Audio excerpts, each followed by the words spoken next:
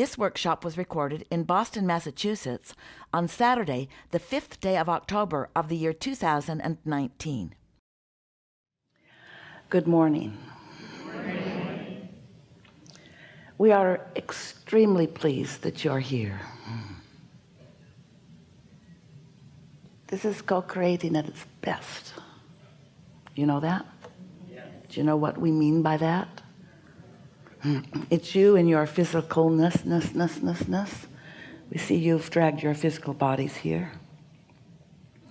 And it's your inner being as well that you are sometimes more aware of than others. There are many more of us, if you wanted to count us as individual entities or points of focus here focused with you today, than there are of you. But that's always the case. Sometimes in your human form you think you are on your own, but you never are. You yourself are an extension of source energy, but that source energy of which you are an extension is so much more than the extension that you are. And all of that other that you aren't, well, you are the extension that you are, is aware of you in ways that sometimes you know, sometimes your awareness matches it, and sometimes you don't.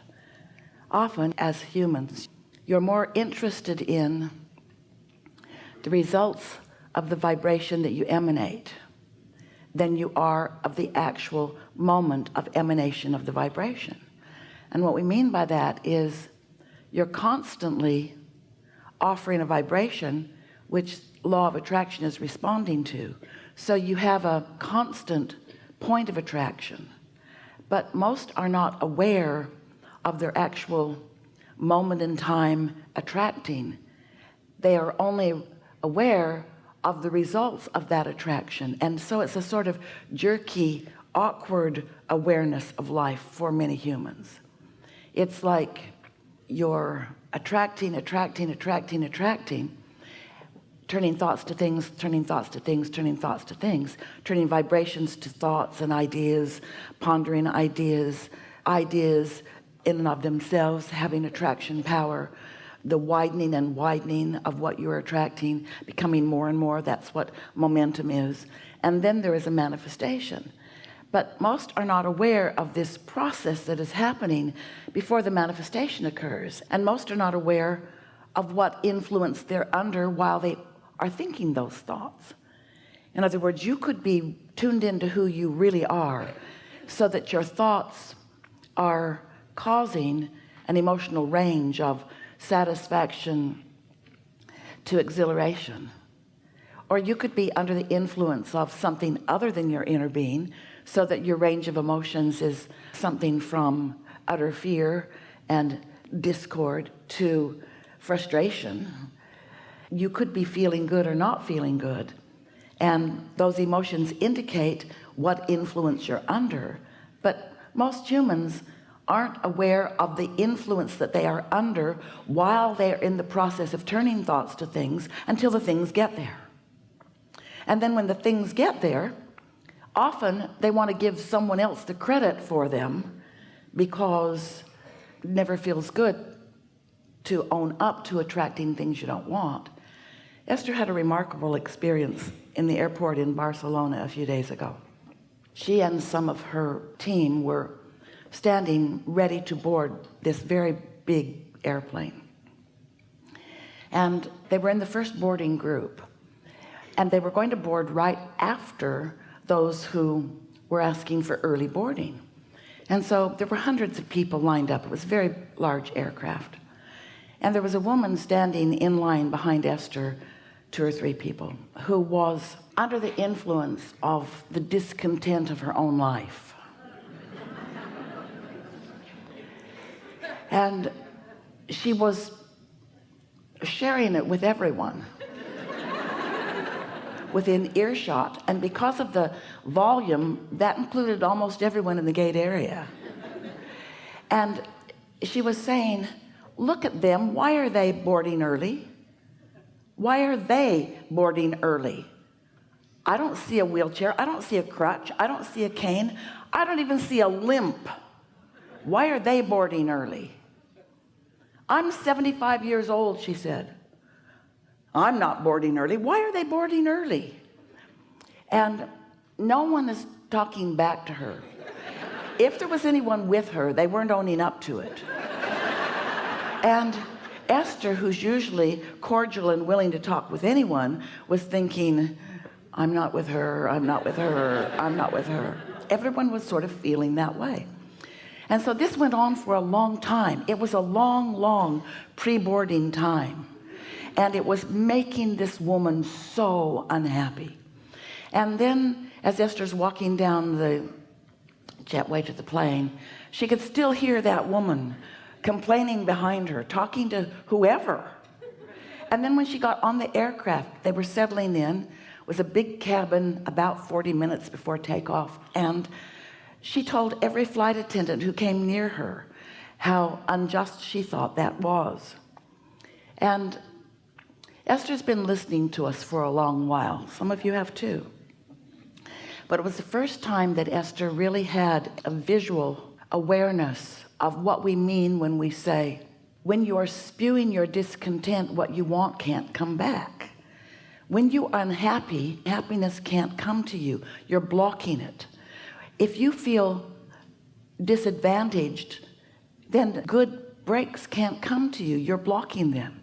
If you feel unappreciated, then appreciation, even from those who appreciate you, can't come to you because you're blocking it. You're offering a vibrational interference that doesn't just stop vibrations which you might feel are thoughts. It stops everything that you want when you are a vibrational match so much to what you don't want. So Esther has this image in her mind of this woman just blowing like a hurricane, her unhappiness about the way she was being treated in this moment. And Esther's pretty sure that she does that a lot, about a lot of moments.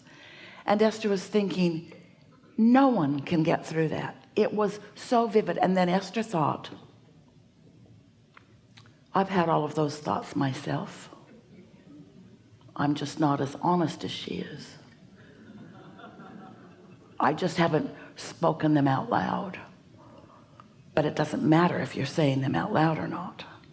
You can be polite and be smart enough to keep your mouth shut. But if you feel disadvantaged, advantages can't come to you.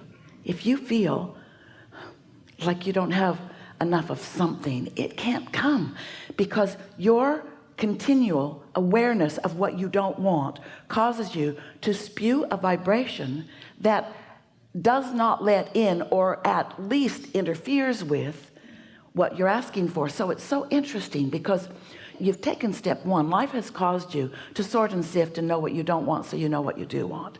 So you're asking, you're calling it to you. This woman was calling. She was calling to her fairness. She was calling love. She was calling see me and know me and understand me and like me. She was calling all of that to her. She was just spewing something so opposite to everything that she was calling to her that none of it could get through. And it was the best picture Esther's ever seen of knowing someone desperately wanted something that they were keeping away. Esther will never forget that woman, because that woman was a very clear picture of what everybody that she knows on the planet, including herself, is doing on one subject or another all the time, wanting something that you're blocking with your awareness of what is. The injustice of that moment in time was almost too much for that woman to take. She just could not stand that she had paid all that money for that first-class ticket, and she was standing there in a line a long time. Boarding was really late in coming, and when it came, it was longer still. So she'd probably been standing in that line the better part of an hour. You know what that's like. How long have you been sitting here today? And not getting what she wanted. Esther knows that she wanted something and was blocking it at the same time. So that's our primary intent as we play together today, to help you to be more aware of what your point of attraction is, and to show you some things that will help you to, in this moment in time, have a vibration going on because you've practiced it that is letting in what you want in this moment and in this moment and in this moment and in this moment. Because life isn't about planning a trip and finally getting to go on it, so you've been in the planning of it for months and finally you get to go. Life is now, now, now, now, now, and your feeling response to life is now, now, now, now, now. And so the segment of now, you want the segment of now to be one where you are open and allowing the things that you've been asking for, because the universe is yielding to you all day, every day, in every moment, things that you're asking for. Wouldn't it be nice to be in a moment in time when you're letting it in, and then in the next where you're letting it in, and the next where you're letting it in? So it's just a stream of things that you care about coming into your awareness. That's the way you intended to live this life experience. As we're moving forward, we'll talk about two specific things, meditation and segment intending, that will help you, once you practice it a little bit, manage the vibration of your output, because it's law of attraction. It's attraction, attraction, attraction, attraction, attraction. It's only attraction. There's no assertions. No one's doing anything to anyone. It's attraction, attraction, attraction, attraction. And attraction is you offering a vibration to which the law of attraction is responding. It's attraction, attraction, attraction, attraction. So whatever you're getting, you're attracting it. And the thing that is so hard for humans to take is that they're attracting what they don't want and getting what they don't want, and then responding to what they don't want, so attracting what they don't want, and then getting what they don't want, and then responding to what they don't want, and then attracting what they don't want, and then responding to what they don't want. In other words, it's this cycle of such awareness of what is in this moment that it's hard sometimes to get out ahead of it. But when you know how to do it, it gets easier and easier and easier and easier and easier. We'll talk about that incessantly in these hours that we are together.